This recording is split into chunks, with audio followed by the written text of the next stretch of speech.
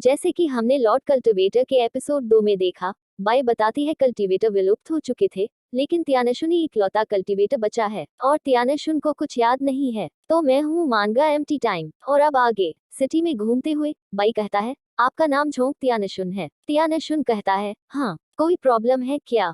By सोचने लगता है, मैंने यह नाम कहीं सुना है और मैं शायद इसे जानता भी होगा, लेकिन मुझे याद नहीं आ रहा। और बाई चौंकते हुए कहता है, उस भीड़ में कोई खास ट्रेजर होगा जो मुझे महसूस हो रहा है। त्यानशुन कहता है, अच्छा, तो चलिए एक नजर डालते हैं। और पास जाकर देखते हैं तो बहुत सारे लोग रहते हैं। बाई कहता है, मैं महसूस कर रहा हूँ खजाना हमारे सामने ही है। त्यानशुन कहता है, तो चलो चलते हैं। हम दोनों भी भीड़ में शामिल हो जाते हैं और भीड़ में शामिल होने के बाद उनकी नजर सोल्जरों के बीच में रहा एक शॉट पर जाती है और कोई कहने लगता है, वह शॉट पिछले वर्षों के नियमों के अनुसार कुछ दिनों के अंदर ब्रेव ट्रायल होगी। मुझे आश्चर्य है, 4 ग्रेट फैमिलीज में से कौन सा यंगस्टर इस बार परीक्षा में उत्तीर्ण होगा, और यह कौन जानता है, यहाँ तक अगर कोई ट्रायल में पास हो जाता है तो क्या इससे कोई फर्क पड़ेगा? मेरे यह के सभी वर्षों में मैंने कभी किसी को इस तलवार को खींचते नहीं देखा। यह सब बातें एक बुजुर्ग आदमी कह रहा था। बाई कहता है, चाचा, क्या यह ऐसी इनक्रेडिबल तलवार है? बुजुर्ग कहता है, तुम ऐसी सवाल पूछ रहे हो तो तुम यहाँ के नहीं लगते,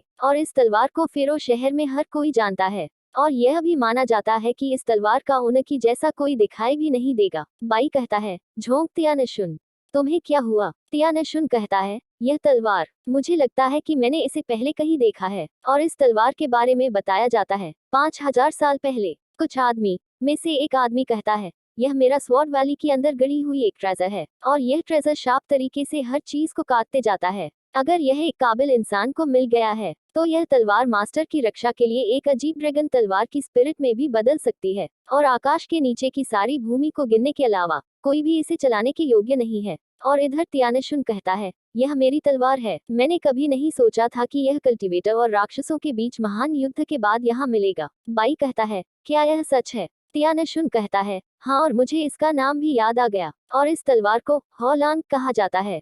उसके बाद तलवार लेने के लिए आगे बढ़ने लगता है, लेकिन सोल्जर त्यानशुन को रोकते हुए कहते हैं, तुम्हारी हिम्मत कैसे हुई इस जगह पर घुसने की कोशिश करने का? यह फेरो सिटी की पवित्र तलवार है, केवल विशिष्ट व्यक्तियों को ही इसके पास जाने की अनुमति है। बाई सोल्जर रो को कहता है, क्या आपने नहीं कहा कि केवल एक सच्चा बहादुर और मजबूत योद्धा ही इस तलवार को निकाल सकता है, और वह वही व्यक्ति है जिसकी आप तलाश कर रहे हैं? लेकिन यह सुनकर सोल्जर हंसते हुए कहते हैं, हजारों सालों से कोई भी इस तलवार को बाहर नहीं निकाल पाया है। आपको क्या लगता है कि वह कौन है? तुम शायद दिमाग से पैदल हो, यह हर कोई नहीं निकाल सकता।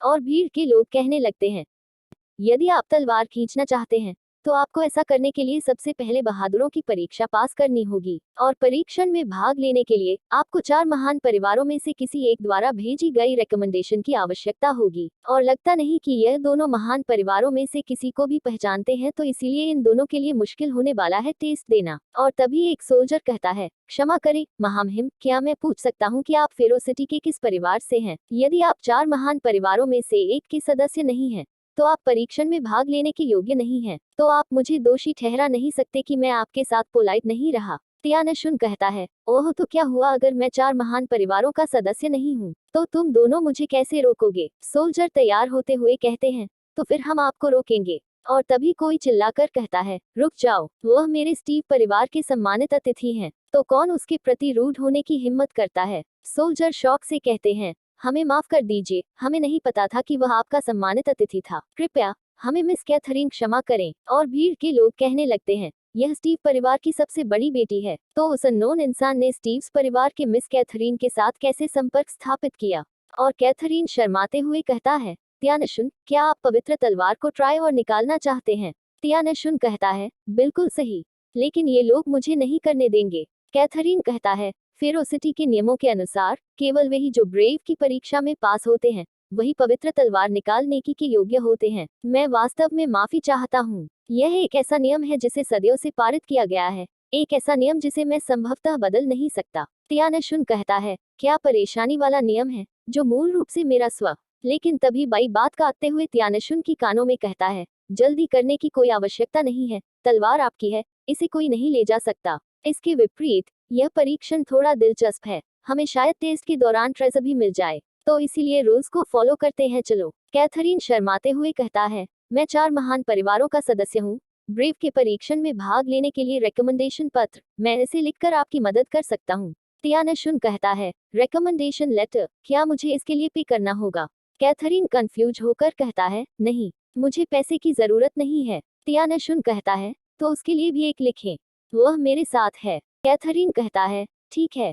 और कैथरीन उन दोनों को एक साथ देखकर सोचता है, यह लड़की बहुत सुंदर और प्यारी है, और वह छोंग त्यानशुन की तरह के कपड़े भी पहन रही है, तो दोनों का उस तरह का रिश्ता नहीं हो सकता है ना। और यहाँ पर बता दूं, कैथरीन को लग रहा है कि वह दोनों भाई बहन है। और सीन शिफ्ट होता है कुछ दिन बाद फेरो सिटी के बाहर गोस्ट वैली में जाते हुए त्यानशुन कहता है, बीस्ट मॉन्स्टर का स्मेल हर तरफ से आ रही है, और यह इंटरेस्टिंग है, तो यह ठीक वही जगह है जहाँ ब्रेव की परीक्षा होगी। और सीन शिफ्ट होता है टेस्ट वाले जगह में आ जाते हैं जहाँ पर बहुत लोग भी थे। तभी कोई कहता है, ऐसा लगता है कि परीक्षण के सभी प्रतिभागी आ चुके हैं। फिर मैं इस अवसर पर बहादुरों की परीक्षा के लिए नियमों की घोषणा करूंगा। तो इस परीक्षण के लिए सभी प्रतिभागियों को घोस्ट की वैली में डीप तक जाने की आवश्यकता होती है। और त्यानशुन सोचता है, अरे कैथरीन भी यहाँ पर है। और उस लड़की का बातें जारी रहता है, आपको चर्च द्वारा पहले से रखे गए 3 डेमन कोर्स को प्राप्त करना होगा, और एक डेमन बीस्ट का सबसे कीमती खजाना है, और उनका अत्यधिक कीमत है। इसीलिए होली क्रॉस चर्च ने एक 3 ग्रेट दानव जानवर पर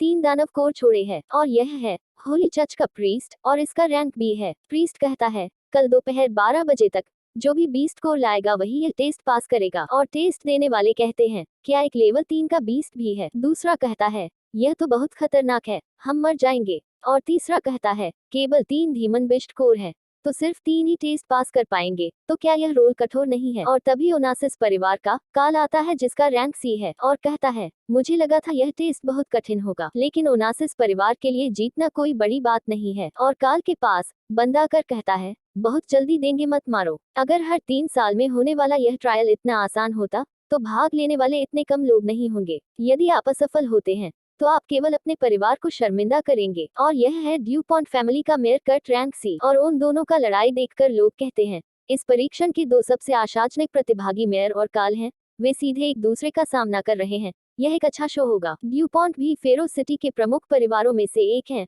और उनमें से एक मेयर होने के नाते वह मजबूत होंगे। इसीलिए मेरी राय में मेयर न केवल परीक्षण पास करेंगे, बल्कि वे पवित्र तलवार को बाहर निकालने में भी सक्षम हो सकते हैं। मेयर सोचते हुए कहता है, उन सभी का बातें सुनो, वह लोगों ने मुझे ही पहले विनर घोषित कर दिया है, और तुम मेरे आसपास भी नहीं हो। काल भी सोचता है, यह इडियट निश्चित रूप से मेरा सबसे बड़ा कंपेटिटर है, लेकिन गर्व मत करो, क्योंकि बीस्ट कोर प्राप्त करना सिर्फ शुरुआत है, और यहाँ पर जिंदा लौटकर जो आता है वही टेस्ट पास करता है। और त्यानशुन काल को देखकर सोचता है, इतना खतरनाक मर्डर करने का इंटेंट, और यह लड़का के बारे में कैथरीन ने मुझे बताया था। फ्लैशबैक दिखाया जाता है, कैथरीन कहता है, ओनासिस हमेशा हमारे खिलाफ लड़ रहे हैं, विशेष रूप से वह काल, वह क्रूर और निर्दयी है। एक बार जब आप घोस्ट वैली के अंदर हो तो आपको उसका सामना नहीं करना चाहिए, क्योंकि वह बेहद खतरनाक है। त्यानशुन कहता है, मैं समझ गया। और सीन प्रेजेंट में आती है, और काल सोचता है, स्टीव परिवार को क्या हुआ है? और मुझे विश्वास नहीं हो रहा है कि उन्होंने ऐसे लड़के को परीक्षण में भाग लेने के लिए भेजा है। मैंने उस पर अपना रिसर्च पहले ही कर लिया है,